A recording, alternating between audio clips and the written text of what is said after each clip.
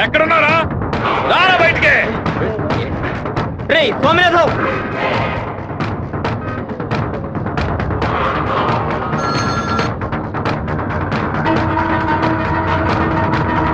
అన్నా అదిగో అక్కడున్నారన్నా. రే స్వామినాథం, నా మీద కంప్లైంట్ ఇస్తే నేను ఊరొద్దులు వెళ్ళిపోతాను అనుకున్నావా? ఈ కాలేజ్ ప్రిన్సిపల్ ఏనా అడగడు? తెలుగు పంతులు నువ్వు నా మీద కంప్లైంట్ ఇస్తావా? నువ్వు బతిమలాడితే నేను వదిలేస్తాను అనుకున్నావా? నువ్వు పెద్ద స్పైవా? బ్రోకర్ పని చేస్తున్నావా? అంటే నువ్వు బ్రోకర్వా? ఏది చెప్పు. నేను ఒక బ్రోకర్ని.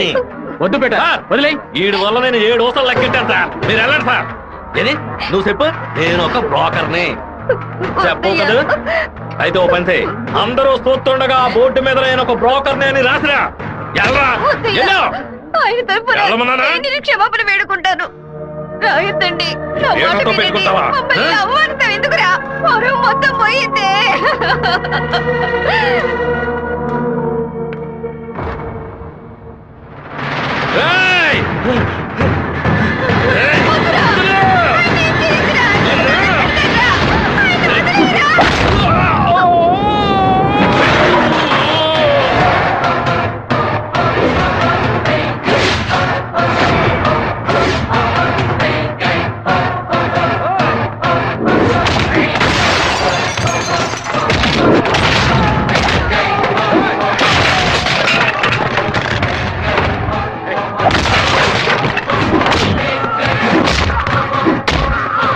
పోలీసులకు ఫోన్ చేద్దామా సార్? వాడిని మనం అసలు ఏమీ చేయలేకపోతున్నాం. కొట్టేవాడిని ఆపటం ఎందుకు?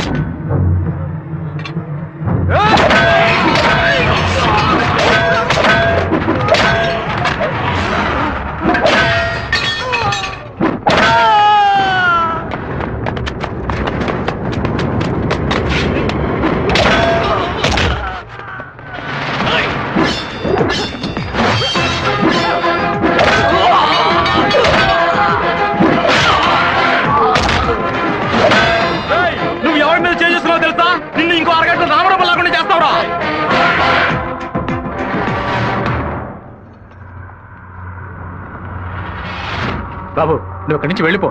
వాళ్ళు వచ్చారంటే నేను వదిలిపెట్టరు.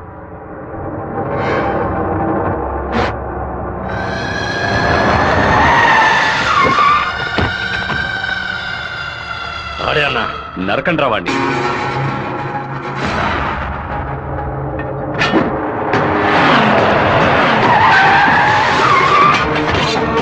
వీరభద్రం అన్న.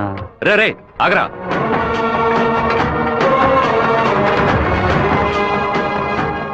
నాన్న ఏంటి నాన్న? వీరభద్రం అన్న కొడుకు. నమస్తే అన్న. తప్పు జరిగిపోయింది, తెలియకుండా తప్పు జరిగిపోయింది. ఓబ్లేసు రౌడీలతో వచ్చావేంటి? ఏంటి గొడవ? ఈ మెంట్లోడన్నా ఏదో తెలియక మీ అబ్బాయితో గొడవ పెట్టుకున్నాడు. నన్ను కూడా ఇరికించేశాడన్నా. ఎవరితో పెట్టుకుంటున్నావో ఎదురుకుండా ఎవరి నుంచున్నారో చూసి మసలుకోవాలి. నా కొడుకేమన్నా జరిగిందో ముక్కలు ముక్కలుగా నరికి స్వర్ణముఖి నదిలో పారేస్తాను. వీడి తరఫున నేను క్షమాపణ అడుగుతున్నానన్న. అరే కొండ్రా అందరూ. అన్న బాబు జోలికి ఒక్కడు కూడా రాడన్నా, అందుకు నేను గ్యారంటీ. మీరు బయలుదేరండి అన్న, నేను చూసుకుంటాను. అన్నా ఏంటన్నా ఇంత పని చేశావు? ఏదో డబ్బులు కొన్నాడన్నా, తీరా చూస్తే వీరభద్రం గారు కొడుకన్నా. కొంచెం మిస్ అయ్యి ఉంటే మా వాళ్ళ తల్లే కాదు నా తల కూడా నరికి పారేసి ఉండేవాడు. దయచేసి నన్ను నా వాళ్ళని ఈ మ్యాటర్లో మాత్రం ఇన్వాల్వ్ చేయదన్నా. నన్ను వదిలేయన్నా. 57వ సెల్లు. కళ మొత్తం చెదిరిపోతుంది అనుకోలేదు. వాడికి ఎంత కోపమా, ఎందుకన్నా మూర్ఖంగా బిహేవ్ చేశాడు. ఆ వీరభద్రం వాడి నాన్న.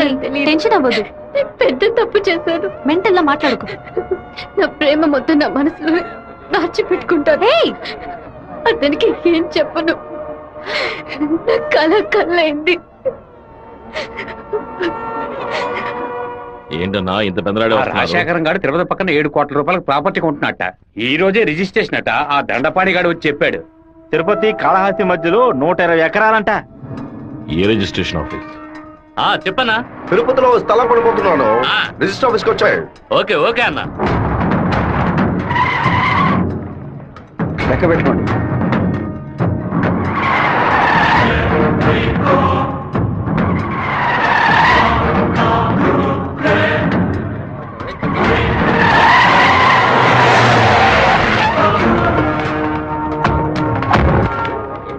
అన్నా ఇక్కడికి వచ్చారా? ఇక్కడేం చేస్తా ఉండవు? ఓ స్థల రిజిస్ట్రేషన్ పని మీద వచ్చాను. ఆహా. ఎవరి డబ్బుతో కొన్నావు? ఊరి ప్రజలకు మంచి చేస్తావని నేను ఎమ్మెల్యేని చేస్తే ఏటి మనని దోపిడీ చేసి ఆస్తి సంపాదించుకుంటున్నావా? ఏంటన్నా దోపిడీ గిఫ్ట్ అని మాట్లాడతారు? ఎంత పెట్టి కొన్నావు? 70 లక్షల కన్నా. నువ్వు చెప్పేది నిజమేనా? నిజమేనా? రేయ్, ఆ బండి రాపండ్రా. అయ్యా, మీ సమస్యలో మమ్మల్ని ఇరికించొద్దు. మొత్తం వాల్యూ 7.5 కోట్లు. మాది పెద్ద కుటుంబం. ఈ డబ్బు అందితేనే మా ప్రాబ్లమ్స్ అన్ని సాల్వ్ అవుతాయి. మీ డబ్బుకు వచ్చినటువంటి ఆపద ఏమీ లేదు. కాకపోతే ఈ సమస్య పూర్తయినంత వరకు మీరెవరు ఇక్కడి నుంచి కదలకూడదు. దీనికి ఈసీ అలాగే.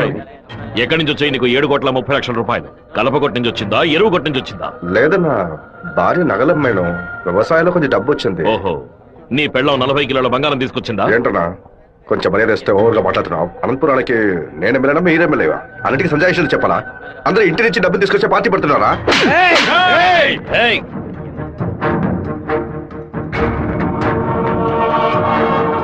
నా మాటకు విలువిచ్చి 50,000 మంది నీకు ఓట్లు వేసి నేను ఎమ్మెల్యేని చేశారా? రేపు నేను వాళ్ళకి ఏం సమాధానం చెప్పాలరా? అయ్యా, అన్ని రికార్డులోకి ఎక్కించేశారట. ఇక మన చేతుల్లో ఏమీ లేదు. నేనంతా వింటూనే ఉన్నాను. ఒక చిన్న ఐడియా. చెప్పరా.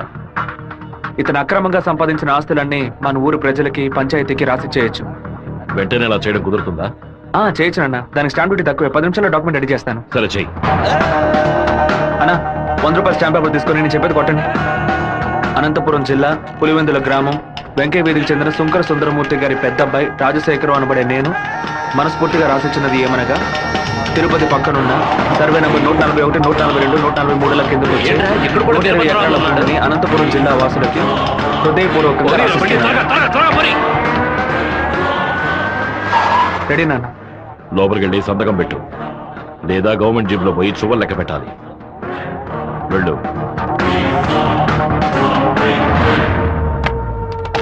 రాజశేఖరం, ఎప్పుడైతే నువ్వు ప్రజల డబ్బుని దోచుకున్నావో అప్పుడే ఎమ్మెల్యేగా ఉండే అర్హతని కోల్పోయావు. ఇంకో 15 రోజుల్లో నువ్వు నీ పదవికి రాజీనామా చెయ్యాలి. అనంతపురంలో బై ఎలక్షన్స్ రావాలి.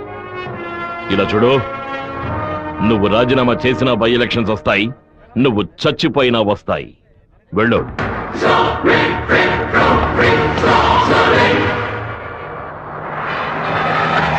ఏంటన్నా ఇది? 4 రోజుల నుంచి ఇక్కడే ఉన్నాం. ఊరు నుంచి అక్కేమో ఫోన్ చేస్తా ఉంది. ఏ ముహూర్తం నిలబట్టావురా? వాడు నన్ను కొట్టిన విషయం జిల్లా అంతా తెలుసుంటుంది. మానం పోయింది, మర్యాద పోయింది, దాచుకున్న డబ్బు అంతా పోయింది. ఆ పిల్ల నా కొడుకు ఐడియా వల్ల ఆ వీరభద్ర కాడు నా ఆస్తి మొత్తం రాసిస్తున్నాడు. ఆ నా కొడుకుని లేపేయకుండా ఊళ్ళకి వచ్చిన భార్య కూడా నాకు మర్యాద ఇవ్వదు. ఆ ఓబులేషన్ రమ్మని చెప్పు.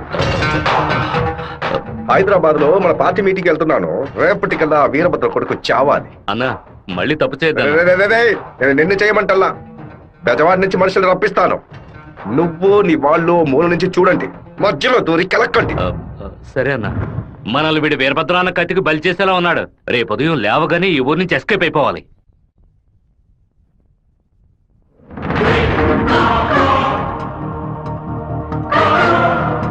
అన్నా, ఆ ఓపులెస్ గాడు తిరుపతి రిజిస్ట్రేషన్ ఆఫీస్కి వచ్చాడు. నన్ను చూడగానే తప్పుకున్నాడు. వాడికి మా అబ్బాయికి ఏదో గొడవ అయ్యింది. రాజశేఖరం రిజిస్ట్రేషన్ కి వాడెందుకు రావాలి? ఏదో తేడాగా ఉంది. అయ్యా చెప్పండి. అయ్యా, మన శివకి ఆ పీటర్ గాడికి ఏంటి గొడవ? అయ్యా అది దాచిపెట్టకుండా నిజమేంటో చెప్పు.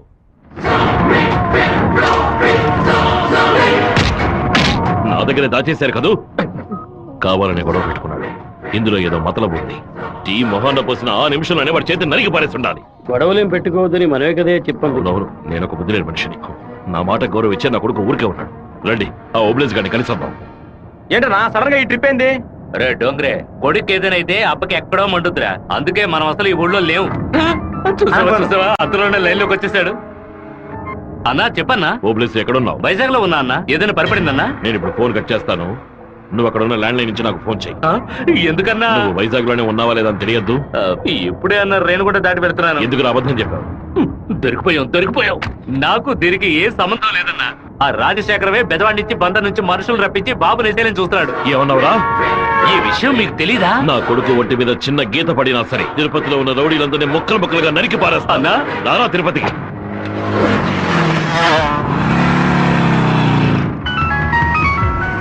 బాబు ఎక్కడున్నావు? రిజిస్టర్ ఆఫీస్ వరకు వెళ్తున్నాను నాన్న. పక్కన ఏదైనా పోలీస్ స్టేషన్ ఉందా? తిలక్ నగర్ పోలీస్ స్టేషన్ ఉంది నాన్న. నువ్వు వెంటనే వెళ్ళి ఫోన్ చేసి ఆ ఇన్స్పెక్టర్కి. దేనికి నాన్న?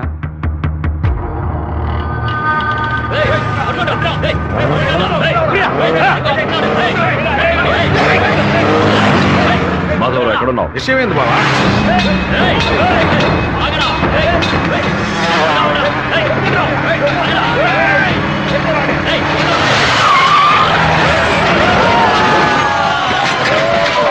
స్టేషన్ అడిగితే శివ ఎక్కడికి రాలేదని చెప్పారు బావా. మన వాళ్ళకి ఫోన్ చేసి తిలక్ నగర్ మొత్తం వెతకమని చెప్పు.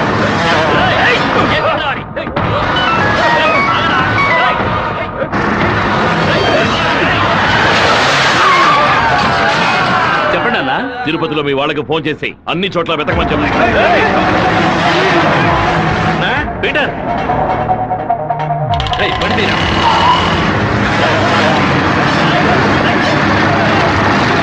తిరుపతిలో ఏ ఒక్క చోట వదలకుండా మన వాళ్ళతో వెతికించు.